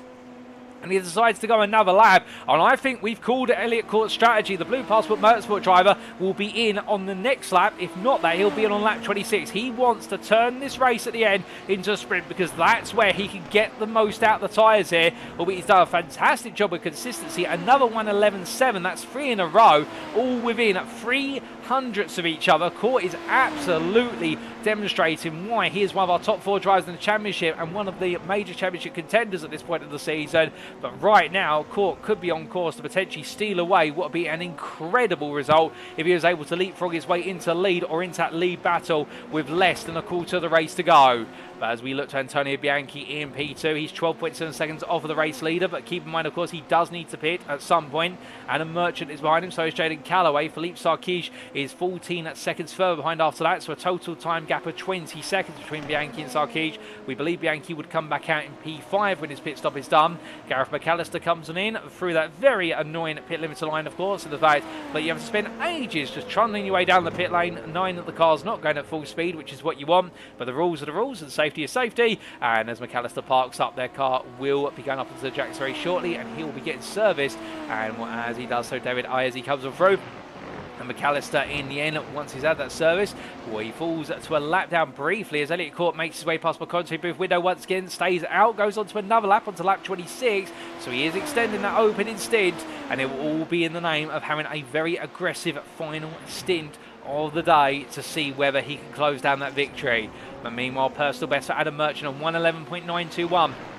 Merchant right now raising the pace on that fresh set of tyres, but notably not matching the 1:11.7s that we saw from both Court and also Callaway over the last few laps. So perhaps Merchant has found his cliff and he doesn't want to fall off of it. Meanwhile, Court is still pushing it a little bit further. As he heads on for turn at number 3, Merchant, of course, won't want to throw away a result. Even if he doesn't take victory today, he'll still pick up a great result for the team and also his own personal championship. And we believe this result will be enough to keep him in the lead of the championship going into the mid-season break, albeit with a little bit of a point deficit cut to the likes of both Callaway and also what will be Elliott Court. But we'll have to wait and see how the points tables turn out. James Turnbull into the pit lane for his one and only pit stop of the day after what has been a little bit of a lonely race for the number 83 driver. But he's moved up to P8. He will be demoted a bit further down the order, but this is going to be a great opportunity for him to be able to make his way further up. And meanwhile, out of all of this, into the pit lane comes Elliott Court. He comes in from the lead of the race at the end of lap 26 on to lap 27. He'll go when he leaves the pit lane. With 6 laps to go, the car goes up on the jacks, but where is Adam Merchant? So Tony Bianchi comes on into the pit lane as well. Well, there is Merchant, and here goes Elliott Court. He leaves the pit lane knowing that Merchant is ahead of him, but Court now makes way through, and there's Jaden Callaway. So going for the overcut hasn't worked out initially. In fact, Court has lost out a bit of time as a result of it, but the flip side of the coin is in the fact that right now for Elliott Court, he's going to have the freshest tyres of anybody inside this top 3, and he can chase after that lead now with reckless abandon. His car is going to be extremely light as well, much like the leaders in front, but the tyre life means that he doesn't have to worry as much about pushing the compound compared to the top 2, who have already got 3 to 4 laps on their compound, and therefore it means that they will need to nurse the tyre a little bit, whereas Court can absolutely push it. And well, if he takes the same approach as what we saw in the sprint race, I wouldn't be surprised if within the next 3 to 4 laps we see him on the back of Callaway. Merchant, however, being a further 3 seconds up the road. Well, I would imagine that Merchant right now, unless he makes some major errors, Court immediately pushing. You can see it there with the wobble coming out of turn number 6, and well, those tyres not fully up to temperature, but Court trying to force them through their building phase. Well, that's one thing you don't want to do in this compound for the simple reason you start to have slides when they're cold, you create flat spots and you create a graining patch in the end, and the number 23 driver at that point will find those tyres will never come into the full operating window, and he'll destroy the grip before it's even materialised. But Court is so eager to push on here as he chases after the top 2, but the gap has opened up to 7 seconds with that slide, and now it looks like the number 23 driver will be at very best chasing down Peter at the very close, and Merchant will just be in control unless he makes an error all the way to the very checkered flag as they make the way on the rise. Meanwhile, we do have the question of what happened to Robert Nobles, who has had to be towed to the pits quite recently after an off track on lap number 24. And more, ladies and gents, so that we can give you the replay of that, and here we go. And this was only moments to go for the privateer as he made his way out of turn number 3. Oh, goodness me, empowering too much there with 2 wheels on the grass. The left-hand side tyre still there, and that was an immediate tow to the pits with the front of the car coming apart. And very unfortunate there for Robert Nobles.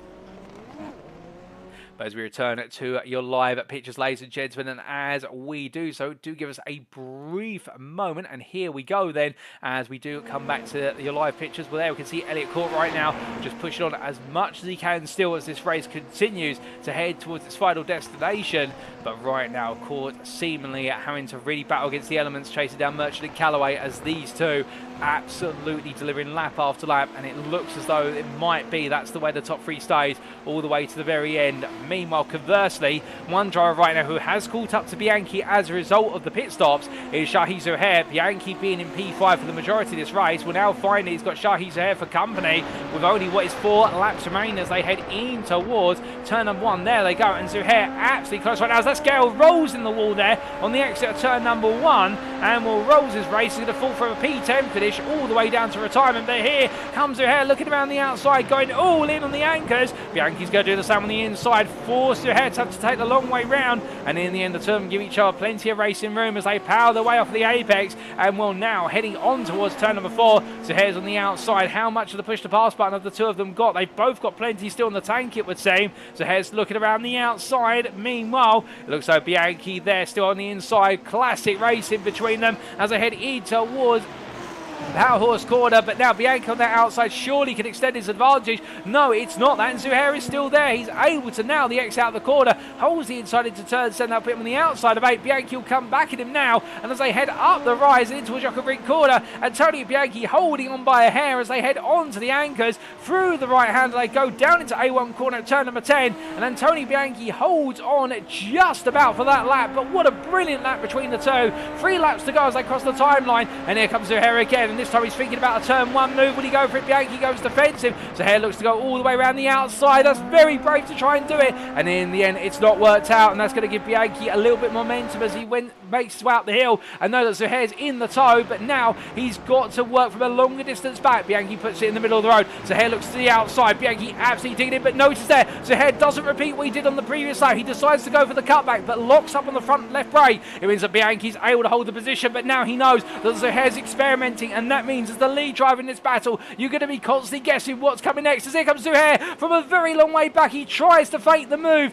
but Bianchi there lets himself roll a little bit deep just in case Zuhair misses his braking point, but he's able to collect the corner together, and Antonio Bianchi holding on right now, not giving in to the pressure as they make the way through. Michael Fairchild behind them, P10 a lap down, is watching it on the distance and enjoying this on the popcorn seat view as we like to refer to it, given the fact he's got the closest view on circuit to that battle. And as they head in towards turn number 9, well, they've still got 2 more laps to go after this one, as our leader's already up towards turn number 3 on lap 31. But right now the battle for P5 absolutely primed and ready to explode here. As you can see Bianchi having to weave to the inside wall. He doesn't want Zuhair anywhere in the tow. He's worried about Zuhair gaining here on the run up towards turn 3, and what could come if Zuhair nails turn 1. Well, there they go then, out of 1 in towards the Kinka 2, and the gap half a second as they make the way up the rise. But interestingly, Zuhair not using the push to pass this time, expecting Bianchi to do so, and Bianchi does so. I wonder if Zuhair's running low. Alternatively, we're trying to get Bianchi to run out of his push to pass. They won't know how much each driver has got.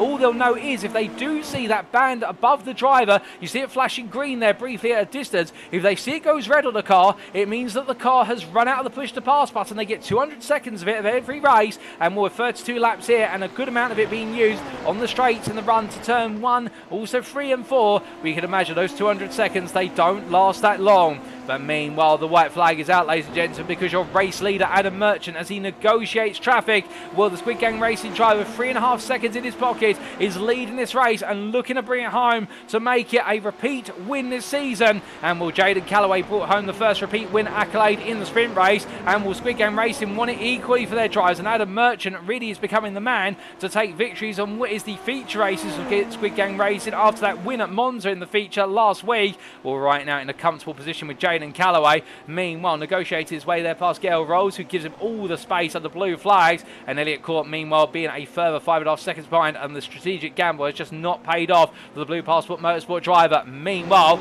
coming back to that battle for P5, the Avanti Autosport 17 of Bianchi still keeping Zuhair behind, and Zuhair in fact offline there coming out of turn 3. I think just getting a little bit of power oversteer catching him out, so therefore that's going to open the gap up to 6 tenths. We have to look away from them, ladies and gentlemen, because he makes his way through the final 2 quarters. He's dug in deep all race, and he's going to be rewarded in style, because Adam Merchant takes victory here in Austria in the feature race for Squid Gang Racing, and it's a 1-2 for the team, with Jaden Calloway taking 2nd place, and then 3rd will go to Elliot Court for Blue Passport Motorsport. He threw everything into this one, but it wasn't to be, but still a great drive and recovery from the start. Philippe Sarkish will come on home to take P4 for Kraken Racing in another 4th place finish. He's making a habit of it in the number 4, and Antonio Bianchi will complete the top 5 for Avanti Autosport, despite the pressure from Shahi Zuhair, who finishes P6. P7 will come the way shortly of Nick Peterson for Zucchi Racing, who's avoided all the drama and chaos to take P7 his best result of the season. Congratulations to him in the 24, and well, we've got a bit of time left before our last lead lap finisher will come through in the form of David Iezzi to take P8, the privateer, there in the Ferrari livery machine. Finishing the lap down, we've had James Turnbull, also Michael Fairchild to complete the top 10. Jace Mayer, best rest P11 ahead of Richard Lai, and also Gail Rolls, and I do believe that Leo Del Mar. But here comes David Iezzi to complete your lead lap finishing order, ladies and gents, but with P8 there in the number 29.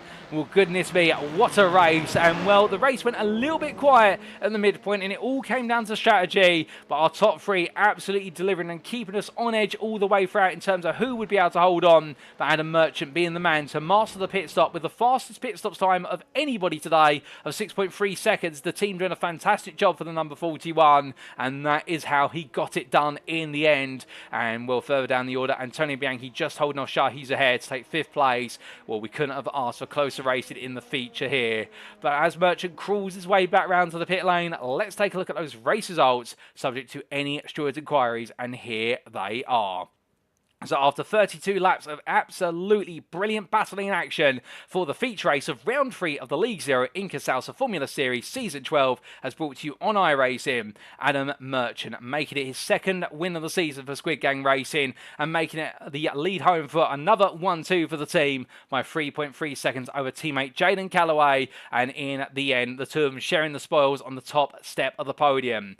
Meanwhile, with Jaden Calloway's P2, it was then a further 5 seconds to Elliot Court, the Blue Passport Motorsport driver, not quite able to repeat that P2 finish from the sprint race, but a P3 he'll be happy with, but knowing that he did miss out some key points today, but there's plenty more to come his way should he find the pace in order to usurp the top 2.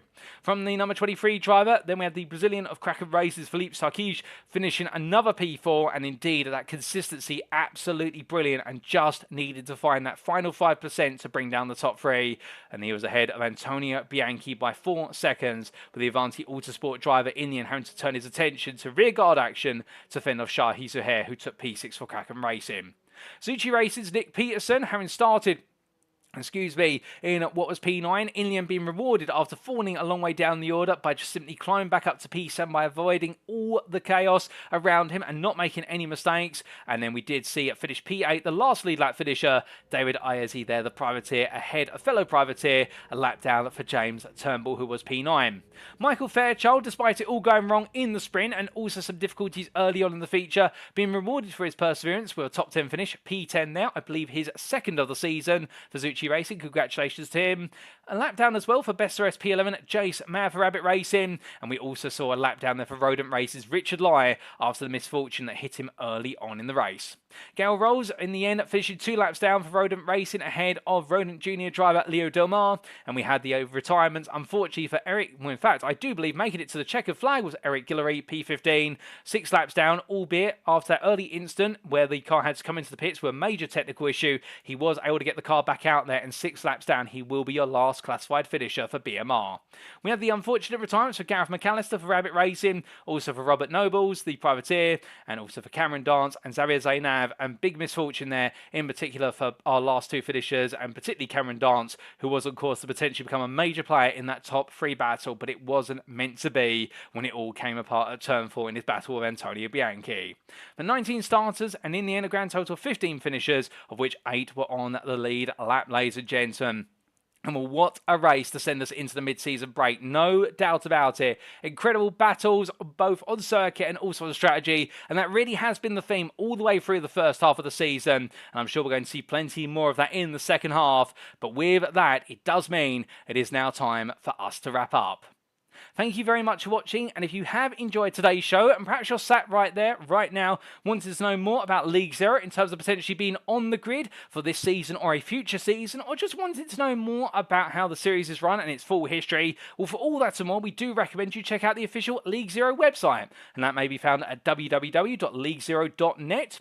But alternatively, if you don't want to go to the #1 source of all information League Zero, perhaps you're more of a social person and you want to get right to the heart of the social community that is League Zero. Well, we do recommend that you do join the official League Zero Discord. Invite link available on screen there, because simply put, it is the beating heart of all the organisation and all the competitors for the series, and therefore you can get in touch with all the individuals who make up the grid and make things flow as smoothly as they do. We'd also like to take a moment to say a big thank you to our sponsors, Critical Video, MSR Performance Engineering, and also Team Goon Squad, and most importantly, our sponsor who powers this season, and that is Inca Salsa. For if you are a fan of salsa and are looking to taste the very best, then look no further than Inca Salsa. Containing only the freshest ingredients, no gluten and no added sugar, just like the finest authentic salsa should, once you've had a taste of the incredible family recipe salsa from Julio Espino, you will never want to taste any of the rest in the competition. To put yourself in pole position to enjoy the best salsa you ever have, head to Inca Salsa's official website, that is incasalsa.com today, for further information. That website once again, incasalsa.com. Now, of course, ladies and gentlemen, attentions will turn to that mid-season break for Thanksgiving, and we will not be back until what will be the week after. And round number 4 will see our drivers make the way to the United States of America for the one and only time this season for the Acura Grand Prix of Long Beach. And in round number 4, we'll see our drivers take on the Infamous Street Circuit in its full splendour in the US state of California. The race in action will occur on what will be Thursday the 5th of December 2024, but we'll be bringing it to you as if it were live on Monday the 9th of December 2024, so do put that day to your diary and make sure to tune in to see how the story continues in the Inca Salsa Formula Series brought by League Zero. But until then, we have been League Zero. I've been your host and commentator, Paul TX141 Walsh, also known as Brit and a Spit, depending on what media you follow me on. And until next time, as always, ladies and gentlemen, have a great rest of your weekend. Make sure to stay safe, stay well, stay smiling, and most importantly, remember to stay on track. Good night.